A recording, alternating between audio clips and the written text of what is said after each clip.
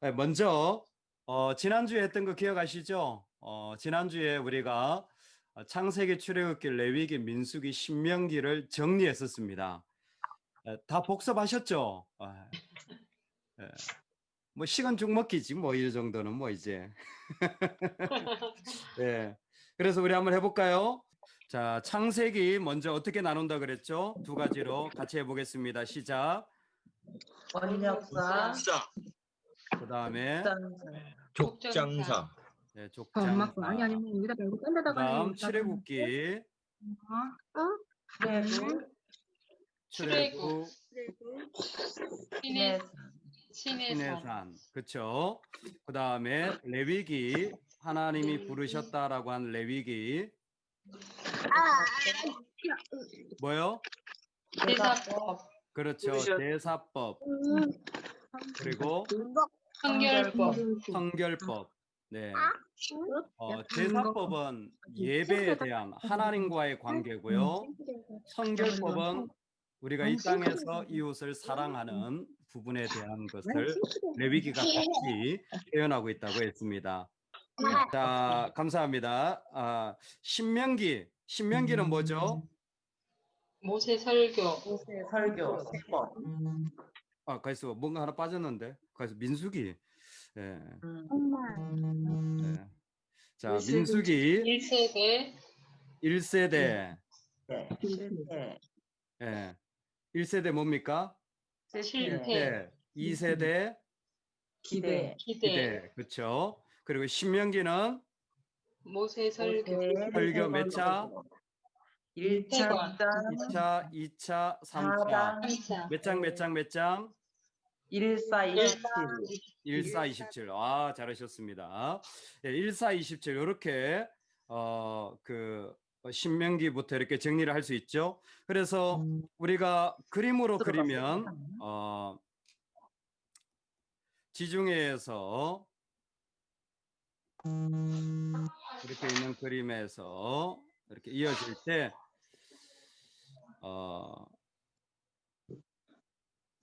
여기에 시내산이 있다면 애굽에서 시내산까지가 뭐요? 출애굽기. 그리고 시내산에서 받은 책이 레위기. 그리고 시내산에서 우리 모압 광야까지 여정이 뭐라고요? 민수기. 예. 그리고 모압 광야 앞에서 이스라엘 백성에게 준 메시지가 바로 신명기. 자, 이렇게 정리가 될 것 같습니다. 이렇게 하는 것이 기본적으로 우리가 지난주에 했던 부분을 정리하는 것이고요. 오늘은 창세기에 대한 이해를 좀 해보려고 합니다. 그래서 집중해서 같이 창세기에 대한 부분을 좀 같이 나눌 수 있을 것 같습니다. 뭐 편안하게 들으시고요. 또 만약 어려우시면 또 질문하시고 하시면 좋을 것 같습니다. 줌으로 하니까 또 여러 가지 막 돌발 사고가 생겨서 재밌네요. 자, 보시는 것처럼 창세기를 이해할 때 기원적 이해, 언약적 이해, 구조적 이해 이 세 가지로 기본적으로 우리가 할 수 있어요. 근데 말이 어려운데 기원적 이해라는 거 우리가 알고 있는 원역사, 족장사 이게 기원이에요. 창세기가 기원이라고 그랬잖아요. 그래서 원역사가 창조, 타락, 홍수, 바벨탑. 그렇죠. 그리고 인간의 기원에 대한 족장사는 아브라함, 이삭, 야곱, 요셉. 이게 가장 기본적인 이해입니다. 그렇죠? 자, 그 부분은 많이 들어보셨고 사실 저희 교회에서 구약 개관에서 한번 다뤘던 부분이기 때문에 살짝만 하면서 좀 보충하는 방식으로 지나가고요. 오늘은 두 번째인 언약적 이해로 창세기를 이해하는 게 참 중요합니다. 이 언약적 이해라는 것이 어떤 의미가 있냐면 창세기 1장에서 50장 전체를 언약이라는 개념으로 covenant죠. 이해해 나가는 방식입니다. 어떻게 보면 기원적 이해는 내용적인 흐름이 있다면 언약적 이해는 그 가운데 있는 조금 의미들, 전체 어떤 그런 중심을 좀 잡아가는 이해라고 할 수 있습니다.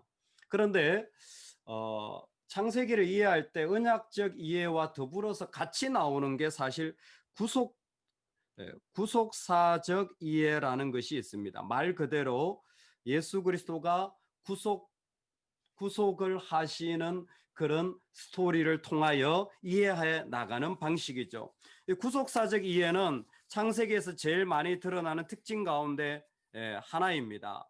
창세기 1장을 우리는 바로 하나님의 창조라고도 말할 수 있지만 하나님이 만드신 낙원이라고 말할 수 있습니다. 그렇죠? 이 낙원이 그 가운데 사람을 통하여서 하나님이 인간에게 주시는 가장 복된 자리, 가장 귀한 자리, 그 사람이 다시 새하늘과 새 땅으로 가는 계시록 21장, 그렇죠? 이 낙원이 다시 회복되어지는 거예요. 이 낙원을 우리는 신락원이라고 부를 수도 있을 것입니다. 그런데 그 중간에 이 낙원에서 계시록 21장으로 가기 위하여 필요한 것이 무엇이냐면 바로 십자가의 예수 그리스도죠. 그래서 창세기에 뱀의 머리를 상하게 하는 분이 누구라고 표현되어 있죠? 예수님.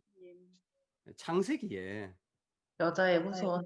여자의 후손, 그렇죠? 바로 이 여자의 후손을 통하여 사단의 권세를 깨트리는 이야기가 구속사적 메시지의 기본적인 흐름입니다. 역시 이 부분도 여러분들은 좀 들어보셨을 거기 때문에 구체적으로는 오늘은 언급하지 않겠습니다. 오늘 제가 언급하고 싶은 것은 그 다음 메시지입니다. 바로 말씀드린 언약적 이해입니다. 언약적 이해는 우리가 말씀을 창세기를 이해할 때 가장 조금 관심 있게 보는 그러한 장이기도 합니다.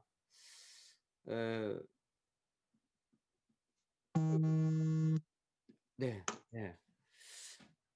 칠판만 보니까 재미없죠. 제 얼굴을 자꾸 봐야 재밌지. 그래서 화면을 자꾸 바꿔가면서 하려고요. 네. 얼굴 보니까 좋네요. 네. 저기 혹시 여러분들 가운데 창세기의 언약이라고 한다면 어떤 언약이 있을 것 같으세요? 한번 얘기해 보세요. 창세기의 언약이 있다면 어떤 언약이 있을 것 같으세요? 아브라함의 언약. 아브라함의 언약, 그렇죠. 역시 늘 말하지만 미인이신 분이 똑똑하기도 해. 아브라함 언약. 또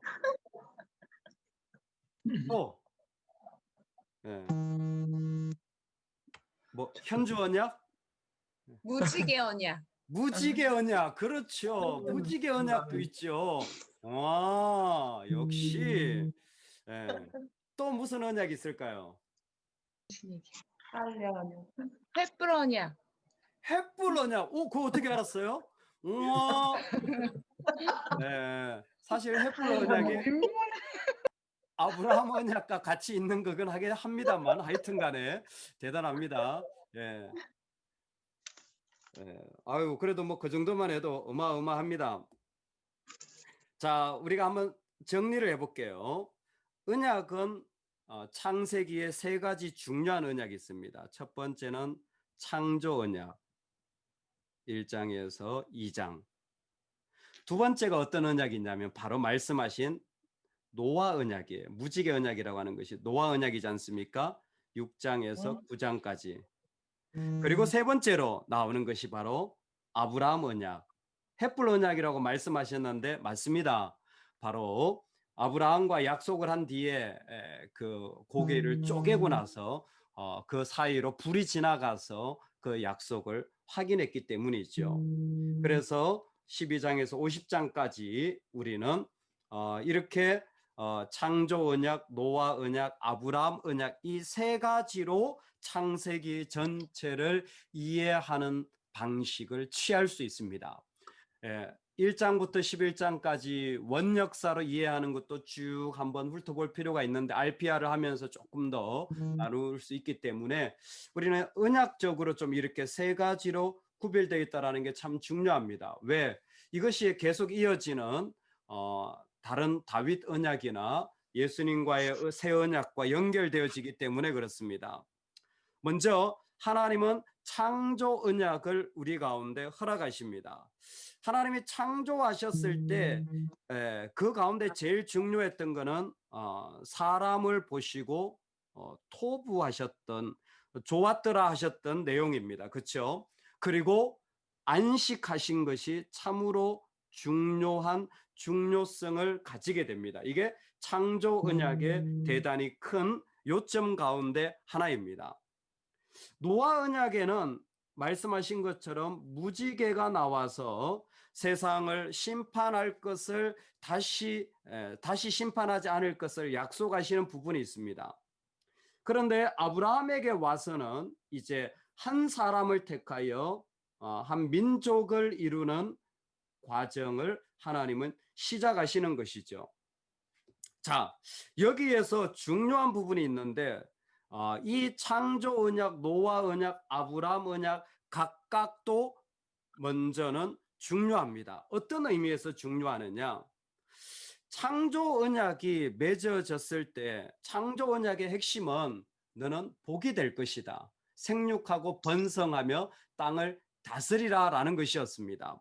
이것이 말씀드린 것처럼 복의 자리였는데 복의 자리가 죄로 말미암아 타락으로 이어지게 됩니다.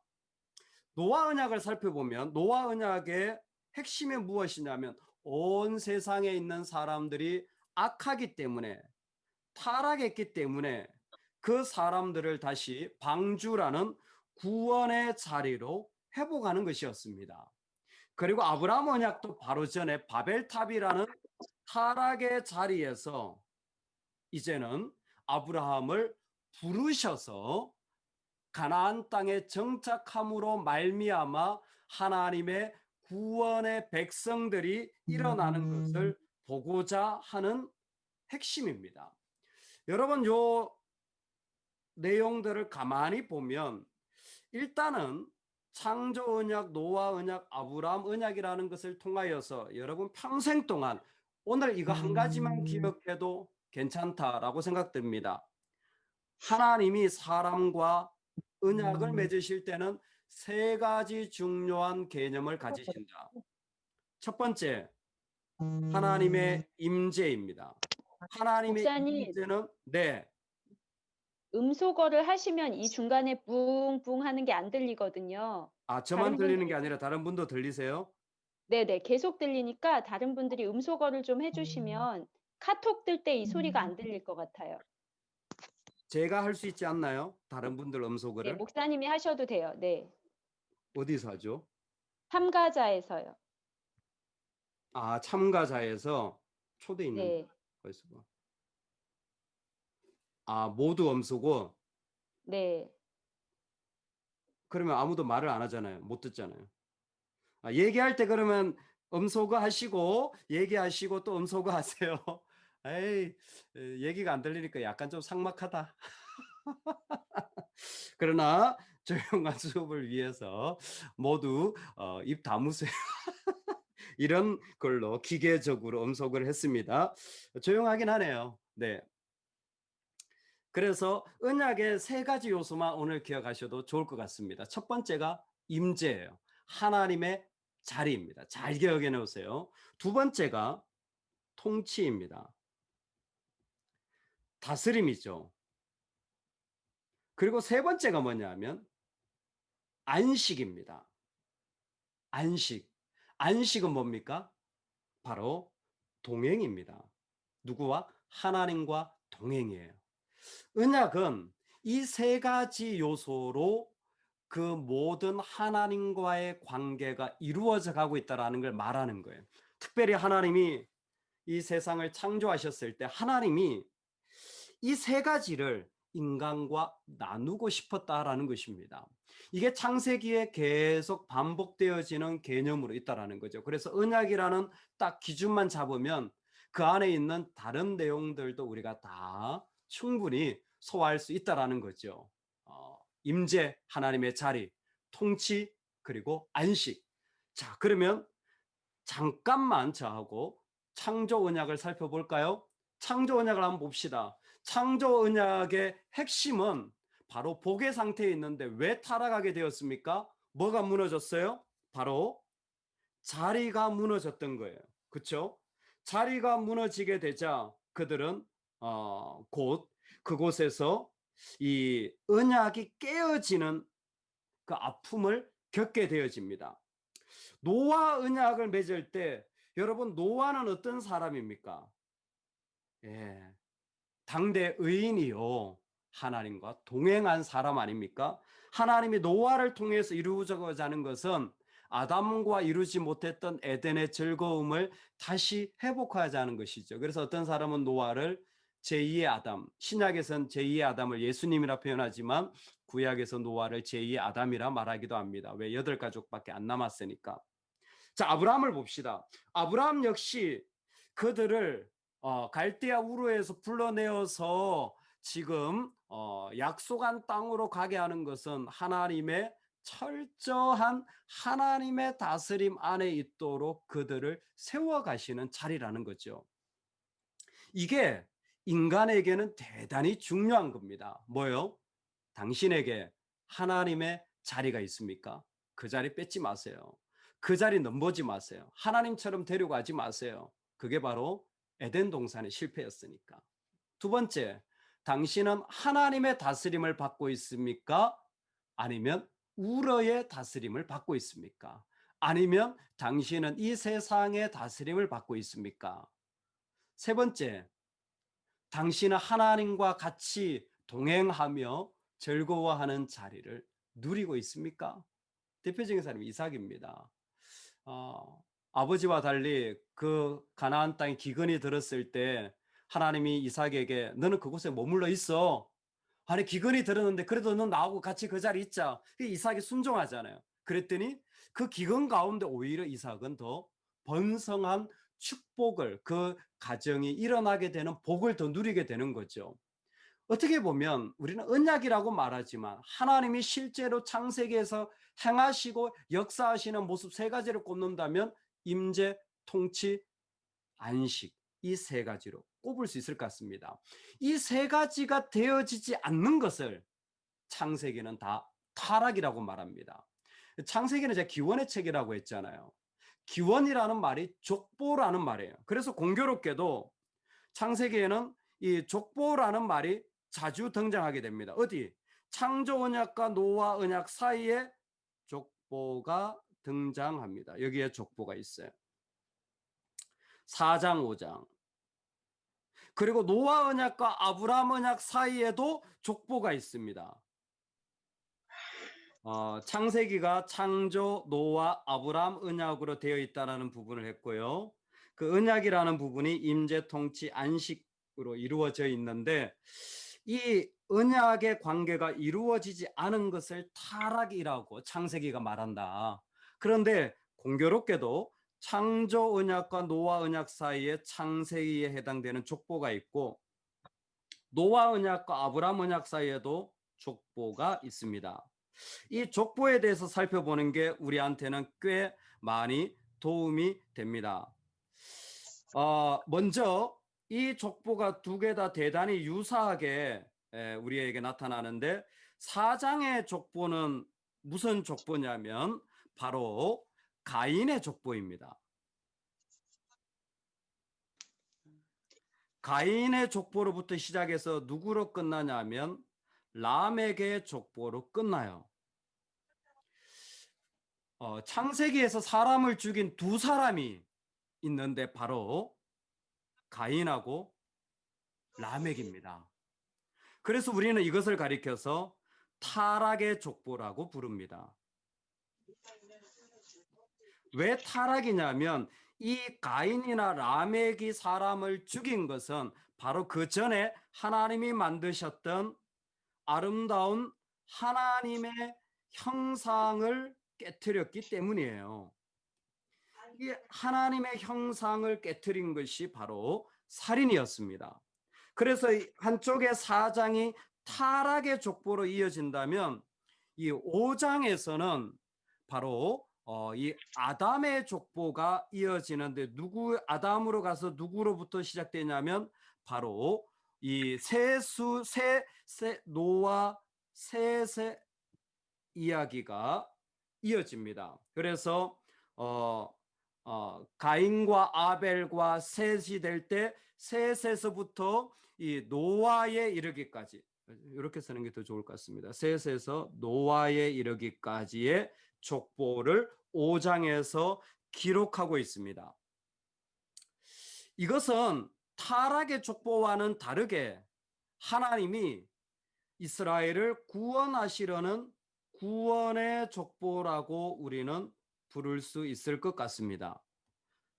구원의 족보.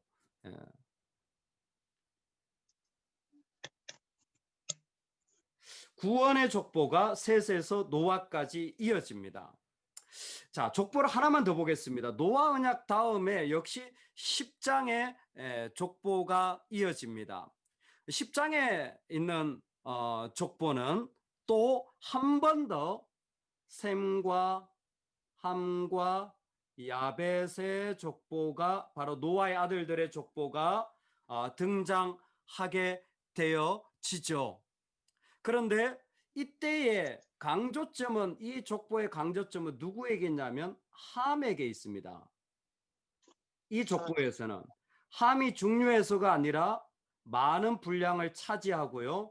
많은 분량을 차지하는 것은 그 중에 특별한 사람이 있기 때문에, 어떤 사람? 니무롯이라는 사람이 있기 때문입니다. 용사죠. 니무롯은 어떤 사람입니까? 세상에서 첫 번째 용사고 사냥꾼입니다. 이 니무롯이 자기의 삶의 자리를 만든 자리가 어디냐면 시날 땅에 자리를 잡습니다. 이 시날 땅이 어디입니까?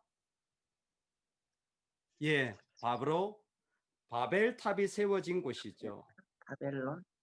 그렇죠. 바로 이 니무롯이 이 바벨론, 세상 타락한 것의 출발이 되어지는 거예요.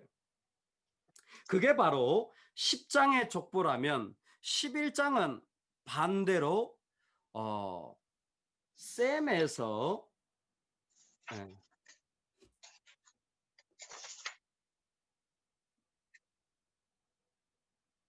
셈에서 아브라함으로 연결되어지는 구원의 역시 족보를 말해주고 있습니다. 아브라함은 셈의 후손이에요.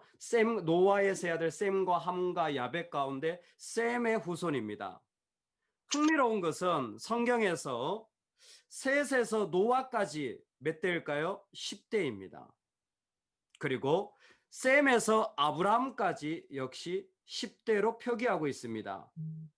10대가 흘러간 거예요. 똑같습니다. 중간에 더 있을 수도 있지만 10대라는 것은 뭐냐 하면 완전하다라는 거죠. 그래서 중요한 사람들만 언급하지 않습니까? 어쨌든 셋에서 아담의 아들 가인, 아벨, 셋. 그래서 셋에서 이어져서 노아로, 그리고 노아의 아들인 셈에서부터 아브라함까지 이렇게 10대씩 창세기는 기록하고 있으면서 뭘 바라보냐면 바로 잃어버렸던 하나님의 자리의 회복, 그걸 우리는 구원이라고 말하는 겁니다. 그 구원의 역사를 가리키고 있는 것이 바로 창세기의 모습이라는 거죠. 이해되시죠? 어렵지 않죠? 그래서 공교롭게도 족보가 타락과 구원이 반복되면서 하나님은 타락한 세상 속에서도 구원을 이뤄갑니다. 예를 들어서 족보 10장에 니무롯이 나와서 바벨탑을 쌓았다 그랬잖아요. 그런데 사실은 앞에도 이와 비슷한 사람이 등장합니다. 어떤 사람이 등장합니까? 바로 이 라멕 시대에 등장했던 사람이 네피림입니다. 용사라고 역시 일컬어지는 자죠. 당시에 세상에 타락한 것을 상징하는 대표적인 거인 그룹입니다.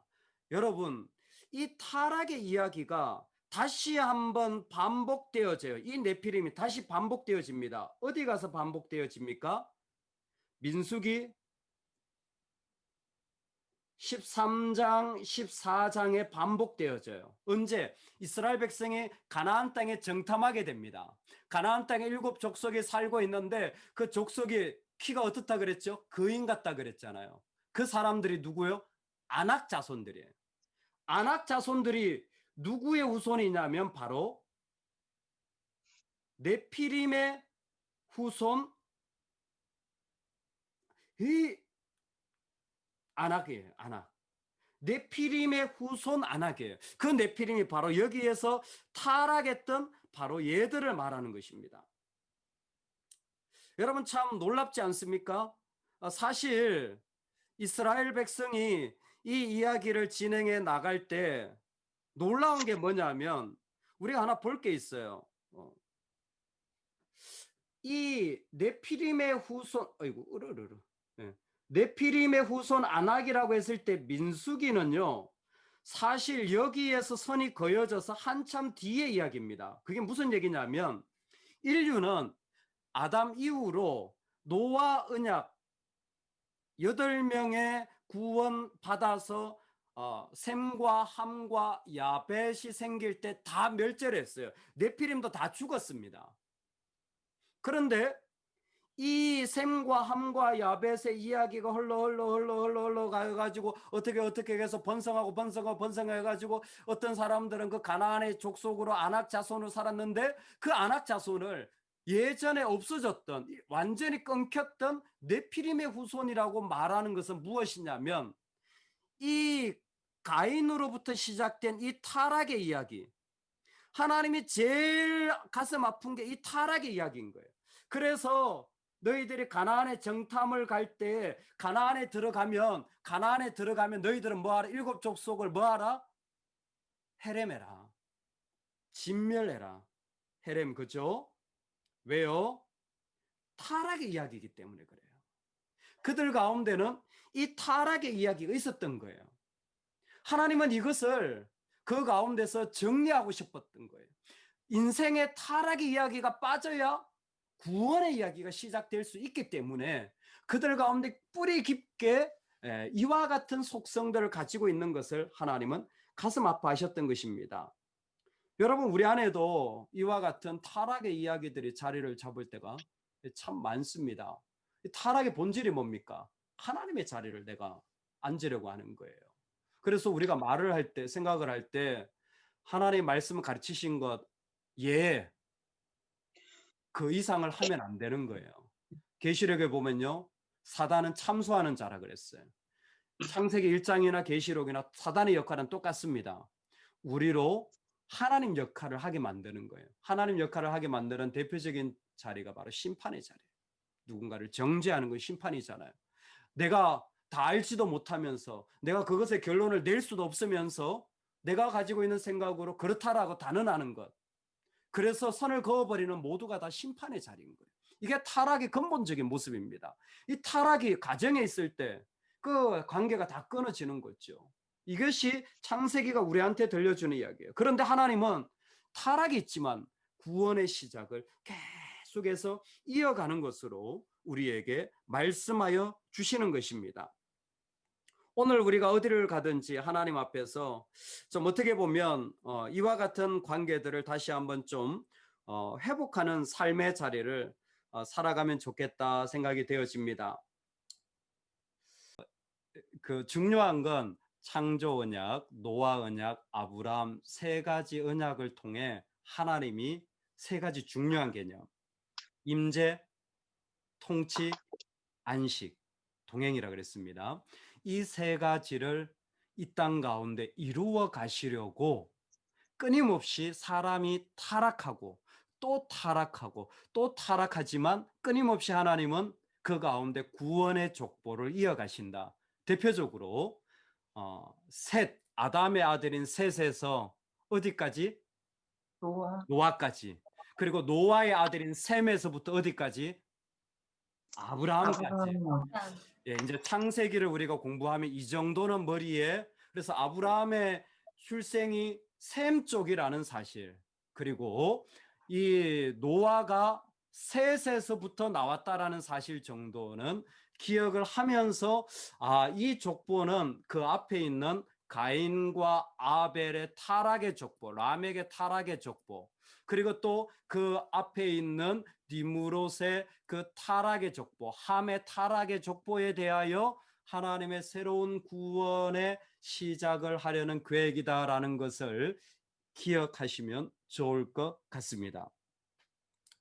이것이 오늘 우리가 하고자 했던 첫 번째 메인 아이디어이고요.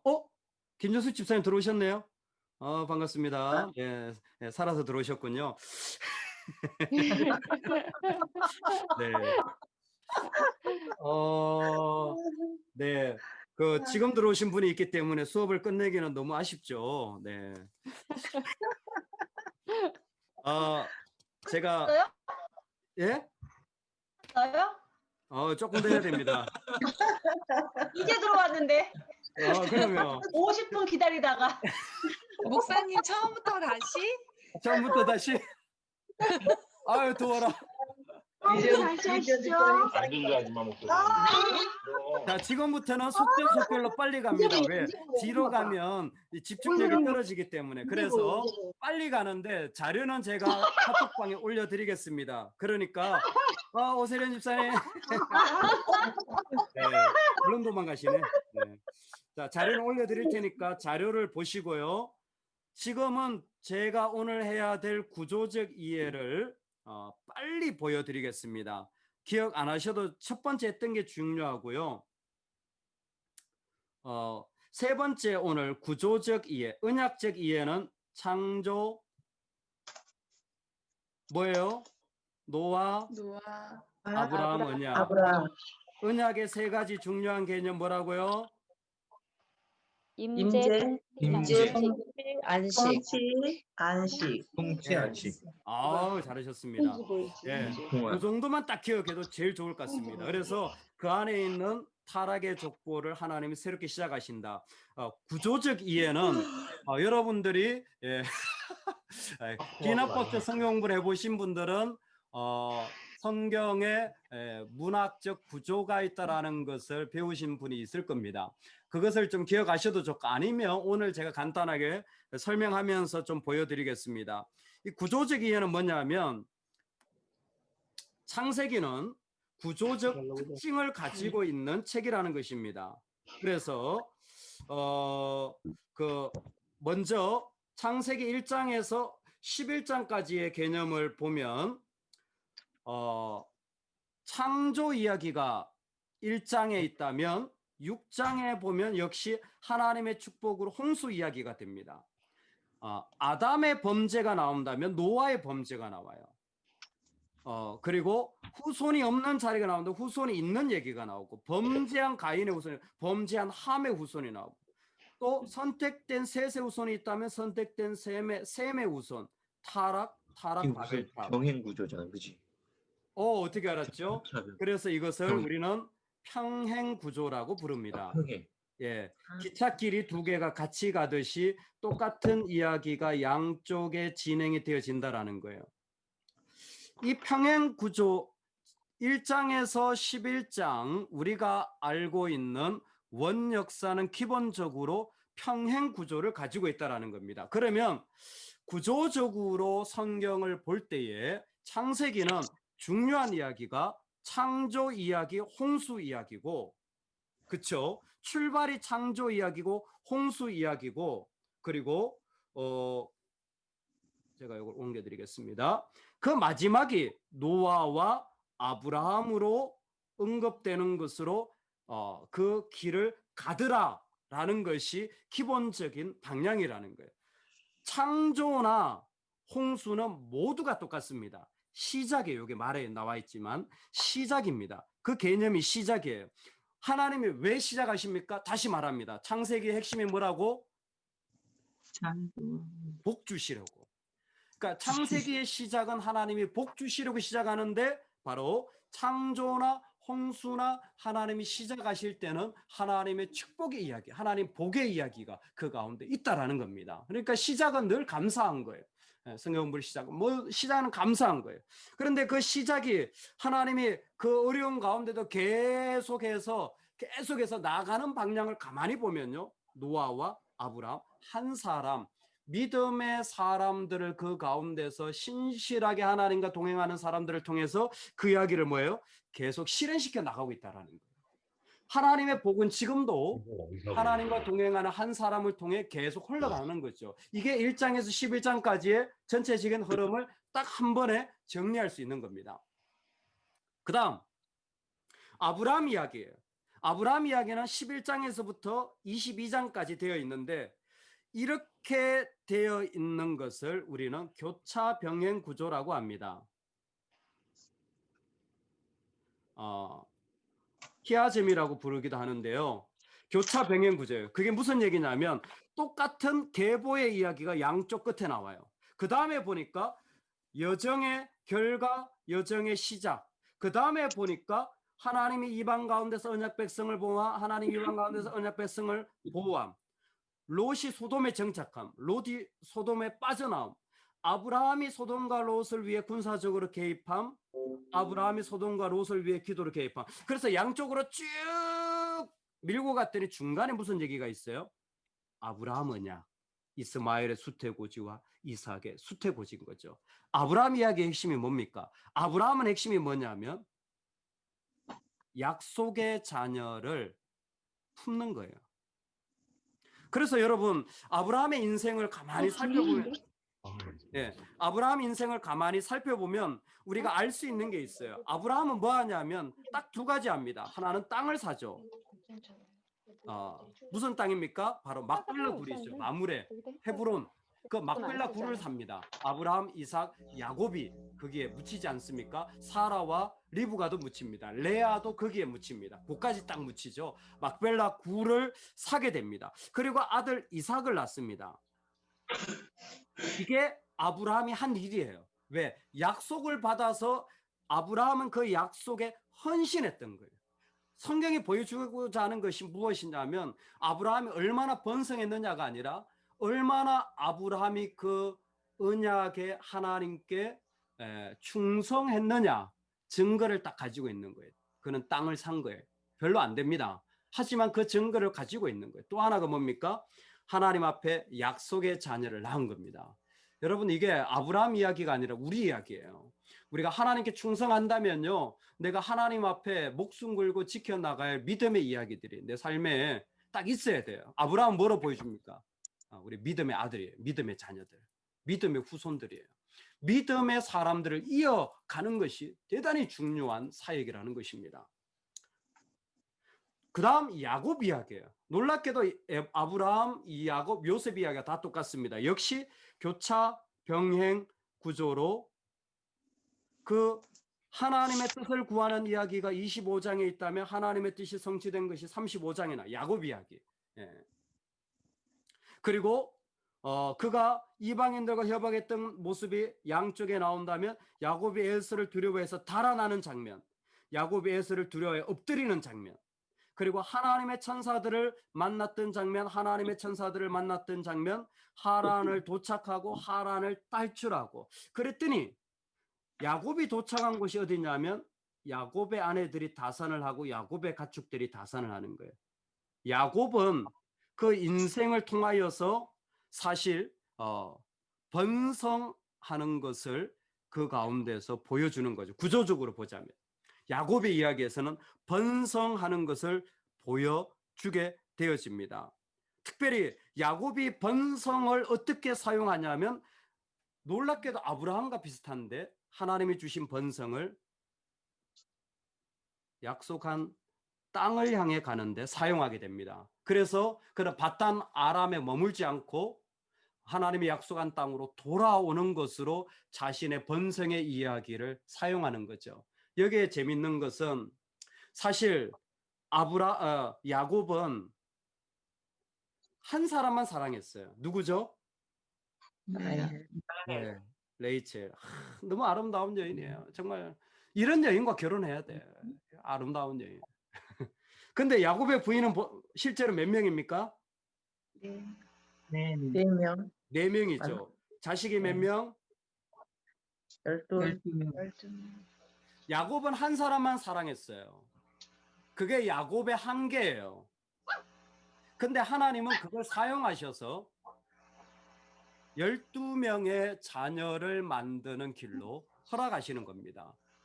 번성을 그는 받았다라는 것을 나중에 하나님 앞에 천사와 씨름하면서 이스라엘이 되면서 철저하게 깨닫죠. 그 사닥다리 올라가는 환상을 볼 때 몰랐지만 철저하게 깨달으면서 그가 약속의 땅으로 다시 돌아가는 것이 그 평생의 소망이잖아요. 그래서 죽을 때도 뭐예요? 요셉에게 내 뼈를 들고 조상의 땅으로 가서 나를 묻어달라. 그래서 막벨라 굴에 묻혀질 수 있는 게 야곱의 인생이 되어지잖아요. 그렇죠?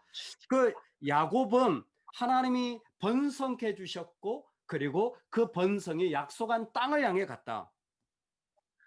요셉 이야기 마지막입니다. 요셉 이야기는 37장부터 50장까지 역시 교차 병행 구조로 보시면 똑같이 이어지죠. 요셉 이야기가 시작되면 마무리되고 야곱이 요셉의 죽음을 애도하는 장면이 있다면 요셉이 야곱의 죽음을 애도하고 유다가 지도자로서 유다가 지도자 축복을 받아 이집트에서 노예가 됐다면 이집트인을 노예로 삼은 요셉, 바로의 총애를 얻었다면 바로의 총애를 통해 자기 가족을 구했던 이야기. 형제들이 이집트를 방문하고 가족들이 이집트로 이주합니다. 그럴 중간에 딱 보니까 뭐예요? 형제들이 요셉의 시험을 통과함, 요셉이 형제들에게 자신을 드러냄. 자, 이 장면에서 가장 유명한 게 나오죠. 요셉이 형제들에게 자신을 드러내는 것이 요셉 이야기의 정점이라는 거예요. 왜 정점일까요? 혹시 누가 아시는 분? 이거 제가 되게 강조하고 중요하게 여기는 부분이라고 생각합니다. 하나님이 하셨다고? 하나님이 하셨다고. 조금 더 성경적으로 표현해 봅시다. 뭐라고요? 예. 아유, 방언 기도를 하셔야지 못 알아듣겠다. 예.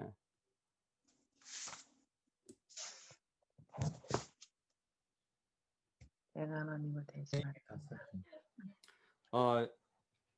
요셉 이야기의 핵심은 저는 이거. 근데 구조적으로도 이거예요. 요셉이 형제들에게 자신을 드러낼 때 형제들이 제일 두려워하는 게 뭡니까? 그때 두려워서 그 사랑을 다 받지를 못해요. 근데 요셉이 가지고 있는 가장 큰 고백이 뭐냐면 내가 하나님을 대신하리까. 이건 앞으로도 계속 이어지는 고백에 계속 반복되어지는 이야기입니다. 왜 그럴까요?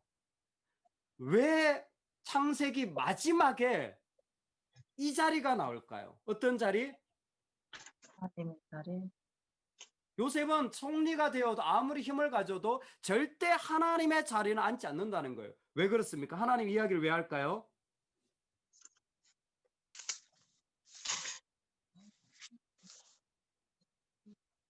인간이 타락했을 때 어디에 갔어요? 하나님 자리.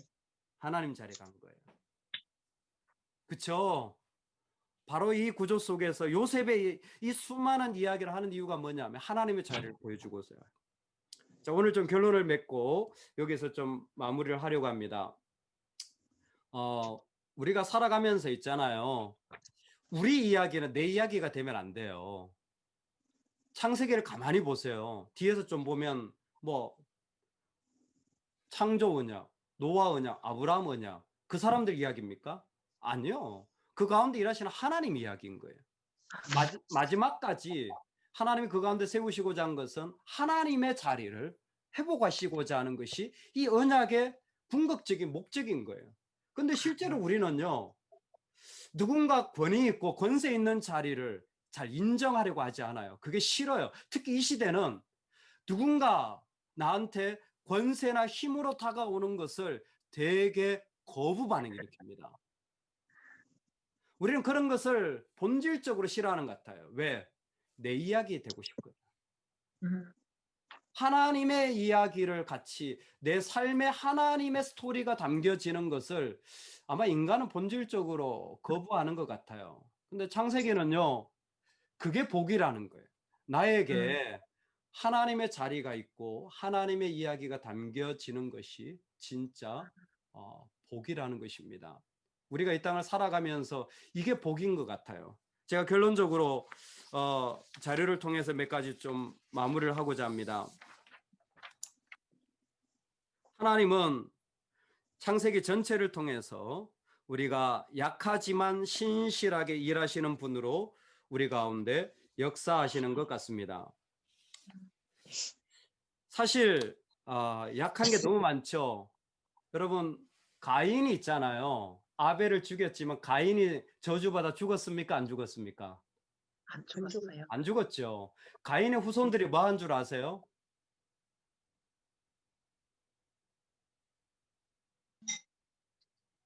음악 만들고요. 목축하고요. 쇠를 만들어서 연장을 만들고요. 즉 문화를 만들었어요. 가인은 타락한 족보의 사람이에요. 그런데 하나님은 그 문화를 오히려 하나님의 사람들이 아름답게 사용할 수 있도록 바꾸어 주시는 역할을 그 가운데 하나님의 이야기가 담기도록 바꾸시는 분이세요. 바벨탑은 하나님의 자리 역시 하늘에 닿자고 한 겁니다. 그런데 결론은 뭡니까? 하나님이 흩어버리시잖아요. 심판이지만 그 흩어짐을 통하여서 인간은 다시 세상 가운데 하나님의 사람들이 세워져서 열방으로 나가야 될 기회들을 얻는 시간이 되었는지도 모릅니다. 아브라함은 사실 애굽에 내려가서 아내를 누이라고 말했어요. 그런데 그 스토리의 결론이 뭐냐면 애굽에서 부자가 돼서 나오게 됩니다. 오히려 번성해서 나오게 돼요. 그는 죄를 짓고 실수했는데 하나님은 번성하게 만들어 주신 거예요. 롯의 두 딸 이야기는 너무 끔찍하죠. 아브라함의 조카 롯이 딸들이 아버지와 음란한 짓을 해서 태어난 자녀가 누굽니까? 암몬, 모압. 그렇죠. 모압과 암몬이죠. 그 모압과 암몬이 참 부끄러운 스토리, 말하기도 부끄러운 스토리지만 바로 모압 여인 룻을 통하여 예수 그리스도가 이 땅에 오시는 것입니다. 야곱은 라헬만 사랑했다 그랬어요. 근데 하나님은 12지파를 만드는 기회로 삼으신 것입니다. 노예로 팔려갔지만 오히려 팔아버린 그 노예가 생명의 통로가 되어진 것이 창세기 마지막 이야기예요. 그 창세기를 가만히 살펴보면 하나님은 끊임없이 계속 그 타락하고 부족한 자리를 하나님의 아름다운 이야기들로 바꾸시기 위하여 계속 쉬지 않고 일하시는 거예요. 우리가 약하더라도요, 우리 하나님은 신실하셔서 끊임없이 계속 바꿔 가신다라는 게 창세기의 끊임없는 흐름인 것 같아요. 그러니까 언약이 깨져도 또 맺고 깨져도 또 맺고 하나님이 계속 그 가운데 언약을 맺어 가시는 거예요. 우리가 이런 하나님을 좀 만나면 좋겠어요. 그리고 두 번째 제가 결론적으로 한 번 더 말씀드리고 싶은 것은 절대 심판자의 자리에 앉지 마라. 그건 하나님의 자리다. 선악과 그 자리는 하나님께서 자신의 자리를 알려주기 위하여 우리 가운데 허락하신 자리예요. 총리, 그 자리는 하나님의 자리가 있다라는 걸 알려주는 자리인 거예요. 대담이 내가 왔어요. 좀 더 평안해지고 내가 조금 더 힘을 가질 수 있는 어떤 자리도 하나님의 자리가 있다라는 것을 알려주는 자리가 되면 좋겠어요. 만약 하나님이 나에게 주신 것을 가지고 휘두르기 시작하고 거기에서 예 이상이 지나면 사단의 자리가 되어집니다. 참수하고 비난하고 힘들어져요. 우리는 내 삶에 하나님의 자리를 인정하는 사람이, 하나님의 자리를 고백하는 자가 저와 여러분이 되면 좋겠습니다. 여기까지 오늘 같이 나누고요. 나중에 오신 분들은 따로 모이세요. 한 번 더 강의해 드릴게요. 네. 오늘 못했지만 창세기 아이고 네.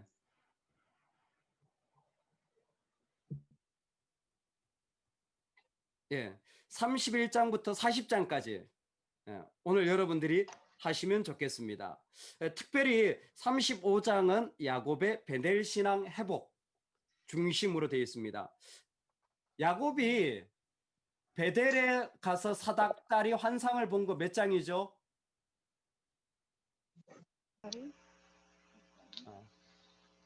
앞으로 막 넘겨야 되나요? 28장 기억나세요? 28장. 예. 28장 그리고 35장의 야곱 이야기 한 번 더 등장합니다.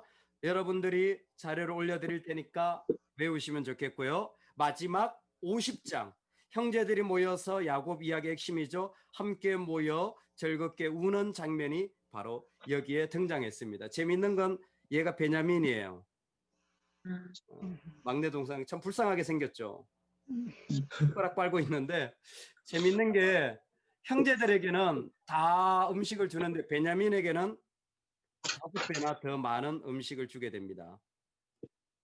사랑하니까. 그쵸? 사랑하면 많이 주는 거예요. 그쵸? 사랑하면 창세기 1장부터 50장까지 다 외워오는 겁니다. 할렐루야. 꼭 이번 주에 열심히 하시고 다음 주에는 여러분들 책 챕터 2, 챕터 3 다 읽으셨죠? 네. 네, 잘하셨습니다. 다음 주에는 그 책에 대한 정리를 하는데 이렇게 하려고 합니다. 다음 주에 챕터 2를 우리 경석 형제님이 네. 그리고 챕터 3를 우리 이지연 집사님이 너무 좋아하신다. 와. 5분 드리겠습니다.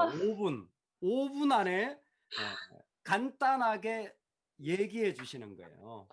이 내용이다. 핵심만 잡아서 몇 페이지 뭐가 있는지 이러지 말고 핵심만 잡아서 이거 딱 그렇게 발표해 주시면 좋겠습니다. 다른 분들은 편안한 마음으로 오세요. 와.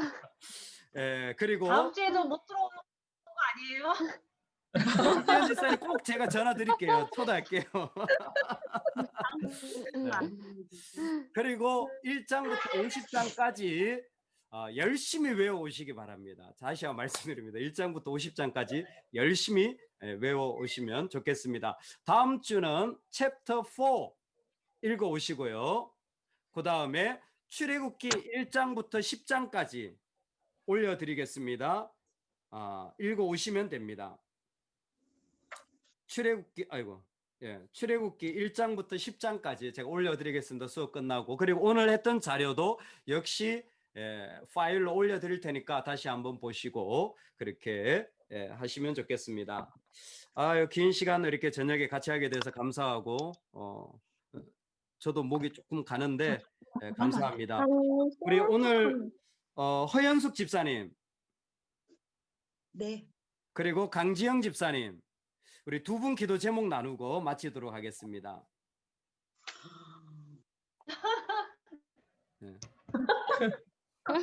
아니 그렇게 웃어. 왜 이렇게 좋아하세요? 가만있어 봐. 이거 고기를 넓혀져 보기로 해야지. 숨 대고. 자, 우리 어디 가셨어요?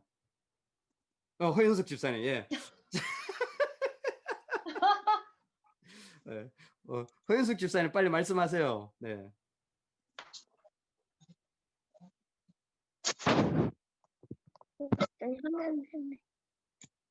어디 가셨지? 아, 여기 있다. 이거 가서 왜 거꾸로 나오지? 네. 화면 바꿔서 그래. 네. 기도 제목. 이분 원사님이랑. 요즘에 기도 제목은요. 회사에서요 동료 간에 제발 좀 그렇게 교만하거나 이렇게 나쁜 마음 좀 안 먹게. 자꾸 미워하면 안 되는데 자꾸 계속 미워져요. 그렇구나. 같이 일하는 분들 아유, 하면 안 되는데. 스트레스 받으시겠네요. 네. 진짜 그러시겠네요. 참아야지 하면서도 또 이러다 보면 또 훅 올라가서 또 막 나중에 하나다가 또 이러면 안 된다. 나 사탄의 영향 나를 충만한 거라고 이러면 안 되지 하고 또 자제를 하다 보면은 또 제 속에서 우라가 또 터지고 막 그러네.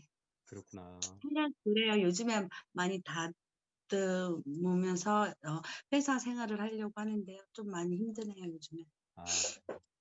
알겠습니다. 기도하겠습니다. 예, 축복 기도를 많이 하셔야 되겠네요. 분을 향해서 진짜 손을 들고 내일 그 선물이라도 하나 갖다 드리세요. 사랑한다고.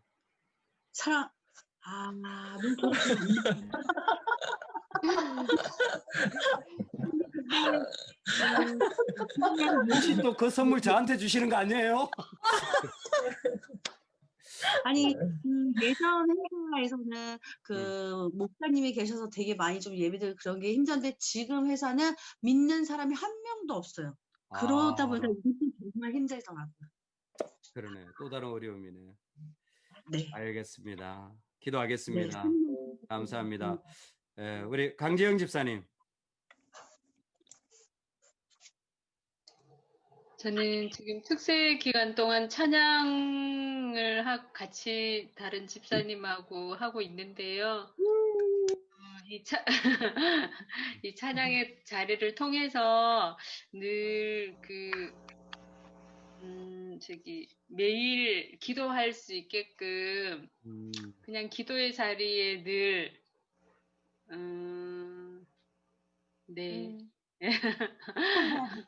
매일 기도하고 몸으로 뭐라 그래야 이 몸의 기도의 생활이 매일매일 이루어질 수 있도록 그렇게 기도해 주세요. 너무 좋습니다. 예, 계속 기도하는 삶이 되시도록 이번 기회를 통해서 기도하고 그 걸그룹 음반 나온다고요? 네. 네, 감사합니다. 스피커에 걸그룹이 너무 많아요. 그래요? 여기 있다 걸그룹. 네. 두 분은 좀 떨어져 계세요. 다음에 수업 들어올 때. 감사합니다. 제가 한번 기도하고 우리 마치도록 하겠습니다. 한번 기도하겠습니다. 하나님 아버지, 오늘 창세기에 하나님이 끝없는 타락 속에서도 또 새로운 구원의 이야기를 시작하시는 언약의 이야기를 다시 한번 가슴에 품게 됩니다. 임재, 통치, 동행하며 살아가는 안식, 하나님이 삶의 자리들을 통하여 우리가 하나님 앞에 올바르게 서게 하여 주시고, 특별히 우리가 일터에서 사람을 만날 때 또 내 영적인 생활 가운데 기름 부어주시며 우리 자녀들, 우리 가정, 그리고 무엇보다 하나님 앞에서 내 스토리가 아니라 하나님의 이야기, 내 자리가 아니라 하나님의 자리가 드러나고 인정되어지고 내어드릴 수 있는 삶이 되도록 하나님 우리에게 이 복을 허락하여 주시옵소서. 우리를 통해 역사에 가시는 당신을 찬송하오며